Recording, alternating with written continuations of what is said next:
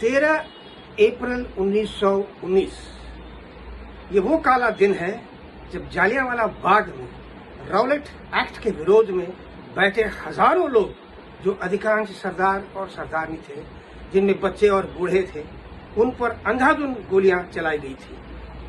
हजारों की मौत हुई। हुक्म दिया था जनरल रेजिनाल्ड डायर ने, मगर बंदूक किसके हाथ में थी? किसने गोली चलाई? सभी के सब हिंदुस्तानी पुलिस थे, सब गुलाम मानसिक के थे। उसमें से एक भी अगर अपना बंदूक घुमाकर जनरल डायर पर निशाना लगाता तो उसका नाम स्वर्णिम अक्षरों में लिखा जाता, भले ही वो शहीद हो जाता। इसलिए आज तक उन पुलिस वालों को हम लोग गाली ही देते हैं, तौहीन करते हैं। आज यहाँ जितने लोग विरोध प्रदर्शन कर रहे हैं और जो माहौल यहाँ है वो जालियांवाला बाग का ही प्रतीक है। किसी देश को बनाने या बिगाड़ने का काम कौन कर सकता है? न ही सरकार में बैठे नेता, न ही अफसरशाह या नौकरशाह, और न ही जनता। ये ताकत सिर्फ वर्दी में है, पुलिस और जवानों की वर्दी में है। यही सरकारी हुक्म को अमली जामा पहनाते हैं, सही हो या गलत। जनहित वाली फरमान को जनता खुशी खुशी स्वीकार करती है, मगर गलत फरमानों का जनता विरोध करती है। गत 12 सालों में हम लोगों ने अपने अधिकारों का एक एक कर इस सरकार द्वारा कुचलते हुए अनुभव किया है, मगर हमारी आवाज को बुलंद करने वाली लोकतंत्र का चौथा स्तंभ जो है चापलूसी, गोदी मीडिया बन गया है। हम लोग हर जुल्म सहते आ रहे हैं और गुलामी हम पर थोपा जा रहा है, और हर बार पुलिस बल का दुरुपयोग किया जा रहा है, और हर बार पुलिस जालियांवाला बाग का गुलामी पुलिस बन जाती है। मगर इस बार भगवान ने अपना चमत्कार दिखाया है। उसने अभिजीत दीप्ते को चुना है इस देश को इस मनहूस सरकार से आजादी दिलाने की। ये भारत की दूसरी आजादी का आंदोलन है। महात्मा गांधी ने फिर से जन्म लिया है अभिजीत दीप्ते के रूप में। पुलिस की मजबूरी है, नौकरी है, हुक्मरानों के हुक्म का तामील होना है। करे कोई भरे कोई, गलत हुक्म नेता देता है और गाली पुलिस खाती है। वर्दी जो इज्जत के हकदार है वो बदनाम हो जाती है। पुलिस के आला अफसर हो या नौकरशाह हो, दोनों शिक्षित आईपीएस और आईएएस होते हैं, और इनको अनपढ़, अहंकारी, बलात्कारी, लुटेरे, गुंडे नेताओं के सामने खड़ा होकर जी हुजूरी करके बात करना पड़ता है। उनका हुक्म और फटकार भी सुननी पड़ती है। ऐसे अफसरों का खून नहीं खौलता क्या? जरूर खौलता होगा, मगर मजबूरी है। टेढ़ा नहीं हुए तो तोड़ दिए जाओगे। इसका एक ही समाधान है, और वो है यूनियन।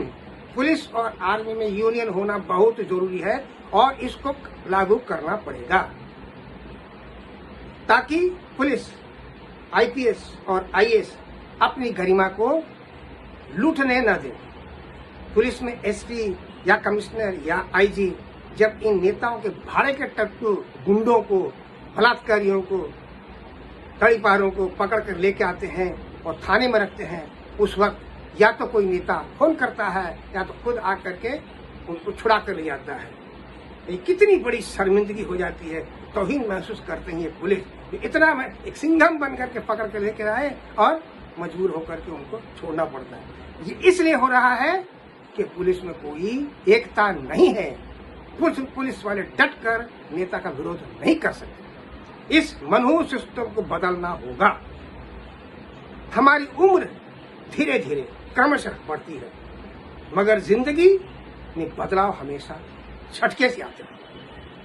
वेनेजुएला में देखिए, रात को लोग सोए, सुबह जलजला आ गया, खत्म हो गया। दुल्हा दुल्हन मंदिर जाते हैं, मंगलसूत्र बांधते ही पति पत्नी बन जाते हैं। बदलाव हमेशा झटके में आता है, और ये सच है। आज वो झटके का दिन है, झटके में बदलाव आ सकता है। इतने दिन से ये लोग धर्मेंद्र प्रधान का इस्तीफा दो कर छोड़िए। धर्मेंद्र प्रधान क्या है? कुछ नहीं। असली तो पूरी सरकार है, मोदी सरकार है, पूरा कैबिनेट, पूरी सरकार को बर्खास्त करना होगा। आज वो दिन है, चाह जहां चाह है वहां राह है, और ये सब कुछ डिपेंड करता है पुलिस के ऊपर, पुलिस की वर्दी के ऊपर निर्भर करता है। आज ये काम हो सकता है। जालियांवाला बाग में पुलिस द्वारा किए गए जघन्य अपराध का प्रायश्चित करने का यही सही वक्त है। पुलिस के वर्दी पे लगा हुआ दाग धोने का यही वक्त है। आप जितने पुलिस वाले यहाँ पे हैं, सब अपना वर्दी उतार दीजिए, छुट्टी ले लीजिए, या ज्यादा से ज्यादा इस्तीफा दे दीजिए 2 दिन के लिए, सिर्फ 2 दिन के लिए। और यही काम आपको आज करना पड़ेगा, अब नहीं ये तो कभी नहीं कर सकते। ये बगावत नहीं है, ये गांधी जी का सबसे महत्वपूर्ण हथियार है, सिविल डिसोबीडियंस एक्ट। आपको पुलिस में नहीं जाने बोलते, पुलिस का वर्दी उतार के चलिए, सिविल बन के, सिविल डिसोबीडियंस, सब के सब जितने पुलिस वाले हैं वहाँ पे, जितने आर्मी के लोग हैं, सब चलिए एक साथ, यहाँ के लोग जितने हैं सबको एक साथ चलिए, सब कुछ हम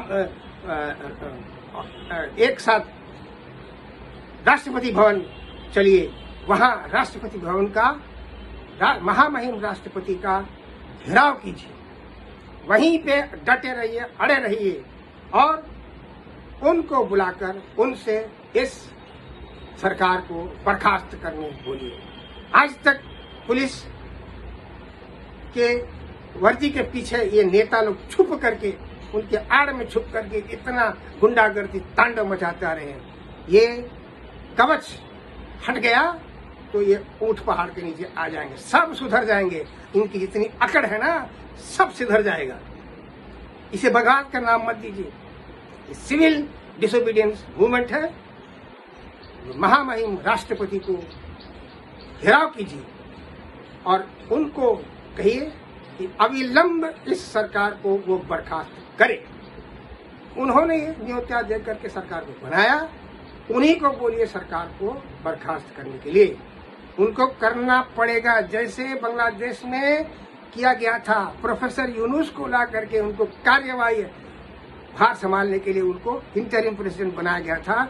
उसी तरह महामहिम राष्ट्रपति अविलंब इस सरकार को बर्खास्त करे और सोनम वांगचुक को अंतरिम कार्यभार प्रधानमंत्री घोषित करे। 6 महीना के अंदर में वो नया लोकसभा का चुनाव कर सके। असंभव कुछ भी नहीं है, सब कुछ हो सकता है। सरकार को बर्खास्त तो संसद भी भंग हो जाएगा। सभी सांसद और केंद्रीय मंत्रियों पर कार्रवाई होनी चाहिए। मुख्य न्यायाधीश और मुख्य चुनाव आयोग को बर्खास्त कीजिए, सबके पासपोर्ट जब्त कीजिए, सबको हाउस अरेस्ट कीजिए, सभी मंत्रियों पर FIR चार्जशीट कीजिए। अगले ही क्षण सभी पुलिस और नौकरशाह और आर्मी के लोग जिन्होंने 2 दिन के लिए छुट्टी लिए थे या इस्तीफा दिए थे, वापस इस नए सरकार में भर्ती हो जाएं और काम पर लौट जाएं। सब कुछ संभव है।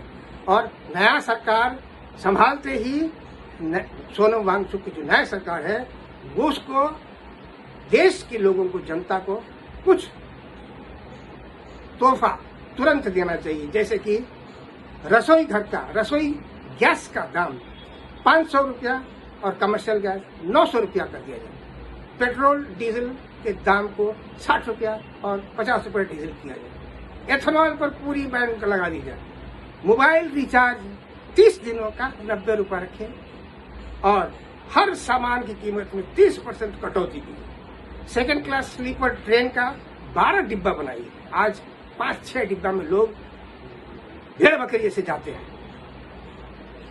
निःशुल्क शिक्षा 3 महीने के अंदर में किया जाए। स्वास्थ्य सेवा निःशुल्क किया जाए। आधार कार्ड को ही नागरिक प्रमाण पत्र और सभी काम के लिए आधार कार्ड को ही मान्यता दिया जाए, जो 5 साल में एक बार उसको भी रिन्यू करना पड़ेगा। रोजगार और स्वरोजगार योजना शुरू करना चाहिए। सूखा और बाढ़ से निपटने के लिए काम तुरंत करना चाहिए।